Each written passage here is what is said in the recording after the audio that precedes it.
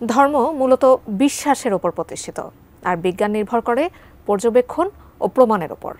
এই দুইয়ের মধ্যে মতপার্থক্য ও বিতর্ক শতাব্দীর পর শতাব্দী ধরে চলে আসছে। প্রায়ই ধর্মকে বিজ্ঞানের বিপরীতে দাঁড় করানো হয়। তবে সত্যিই কি ধর্ম ও বিজ্ঞান পরস্পর সাংঘর্ষিক? বিস্তারিত জানাচ্ছেন লিমা সায়ন্তী।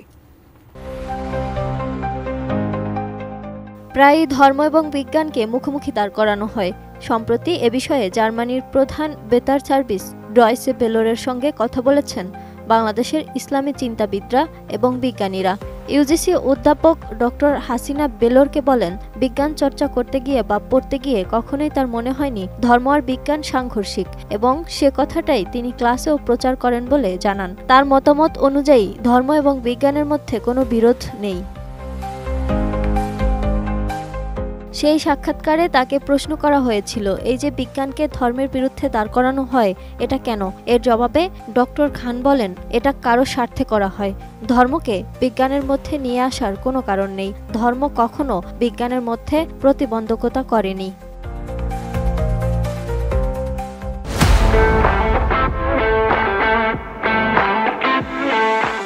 অন্যদিকে ধর্ম আর বিজ্ঞানের মধ্যে কোনো সম্পর্ক বা দ্বন্দ্ব আছে কিনা জানতে চাইলে ইমাম প্রশিক্ষণ একাডেমির পরিচালক মাওলানা আনিসুজ্জামান শিকদার বিষয়টি নিয়ে দ্বিমত পোষণ করেন। ধর্ম এবং বিজ্ঞানের মধ্যে কোনো দ্বন্দ্ব নেই বলেই জানান তিনিও।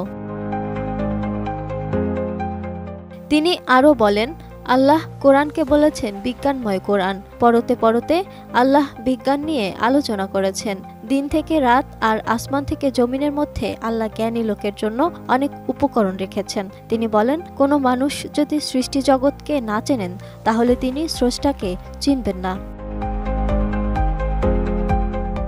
ইসলাম অবমাননা হয়েছে বলে কারো বিরুদ্ধে অভিযোগ তোলা হলে শাস্তি চাওয়া হয়। এ প্রসঙ্গে মাওলানা শিকদার বেলোরকে বলেন, কিছু স্বার্থান্বেষী লোক তাদের স্বার্থকে চরিতার্থ করার জন্যই এটা করেন। তিনি ভারতবর্ষের হিন্দু মুসলিমদের একসঙ্গে বসবাসের পুরানো ইতিহাস টেনে বলেন, ভারতবর্ষে 1000 বছরেরও বেশি সময় ধরে হিন্দু মুসলমান একসঙ্গে বসবাস করে। এর মধ্যে আগের 700 বছরেও কোনো বিরোধ ছিল না।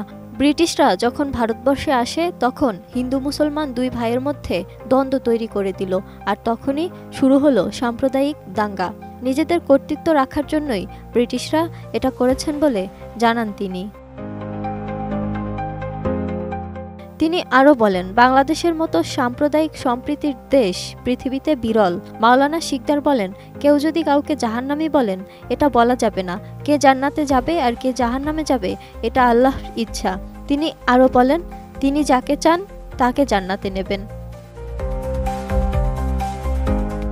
Lima Sayanti, desk report, ATN news.